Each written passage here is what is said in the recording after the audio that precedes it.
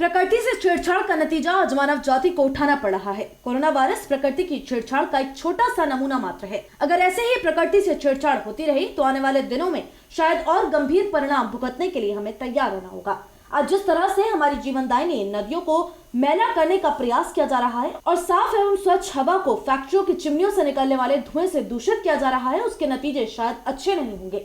Delhi road Ganga नदी का हाल आप देख सकते हैं कि जिस नदी को गंगा मैया के रूप में सनातन धर्म के लोगों द्वारा पूजा जाता रहा है, आज उसी मां गंगा रूपी गंगा नदी को नगर निगम द्वारा ही मैला किया जा रहा है। गांगन में हर रोज हजारों टन कचरा नगर निगम के नालों से डालने का काम किया जा रहा है। वहीं एक्सपोर्ट फर्मों द्वारा तेजाब युक्त पानी नदियों में बहाया जा रहा है। चिमनियों से उठ रहा ये धुआं शायद इस ओर इशारा करता है कि आने वाले दिनों में मानव जाति को और खतरों को भुगतने के लिए तैयार रहना होगा। इन दिनों पूरी दुनिया कोरोना वायरस जैसी महामारी से जूझ रही है। स्वच्छ सांस लेने के लिए ऑक्सीजन की जरूरत पड़ती है। मानव जाति प्रकृति से छेड़छाड़ करके ऑक्सीजन को खत्म करने का काम कर रही है। आज हमें जब इस ऑक्सीजन की जरूरत पड़ रही है तो हम छोटे अधिकारी से लेकर बड़े अधिकारी तक सिफारिश लगा रहे हैं, लेकिन अभी भी प्रकृति की तरफ नहीं देख पा रहे।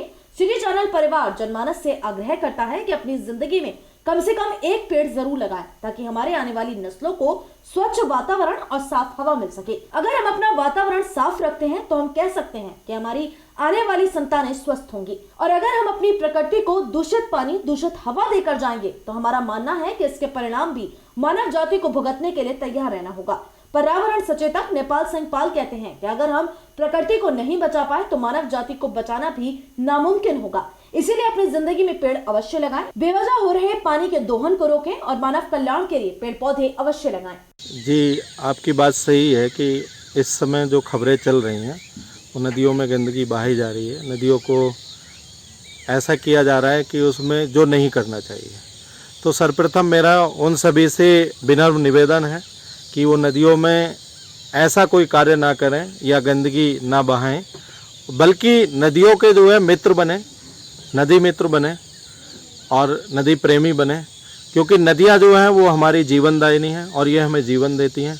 नदियां जो उसमें जल बहता है, उनके जो स्रोत होते हैं वो हमारे ग्राउंड वाटर तक जाते हैं। नीचे जो हम जल का दोहन हम करते हैं वो सब ग्राउंड वाटर से ही हम लेते हैं, भूजल होता है और ये नदियों द्वारा ही रिचार्ज होता है।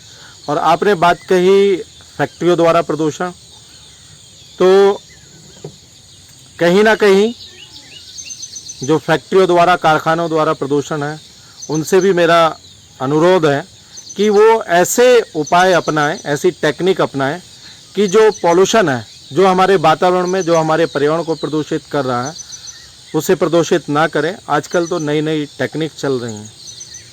और सर, आज जैसा पता चला है कि चिपको आंदोलन के प्रवर्तक बहुगुणा जी का देहांत हो गया है, तो उस बारे में आप क्या कहना चाहेंगे? जी, सर्वप्रथम तो प्रकृति प्रेमी और वृक्ष मित्र आदरणीय बहुगुणा जी को श्रद्धांजलि। आप सच्चे पर्यावरणविद, सच्चे वृक्ष मित्र, सच्चे प्रकृति प्रेमी थे और आपका नाम पहले भी स्वर्ण अक्षरों में था, आगे के लिए भी, भविष्य के लिए, और भविष्य में जो आने वाली पीढ़ियां हैं आपके नाम को स्वर्ण अक्षरों में ही पढ़ेंगी और आपका नाम इस पर्यावरण के क्षेत्र में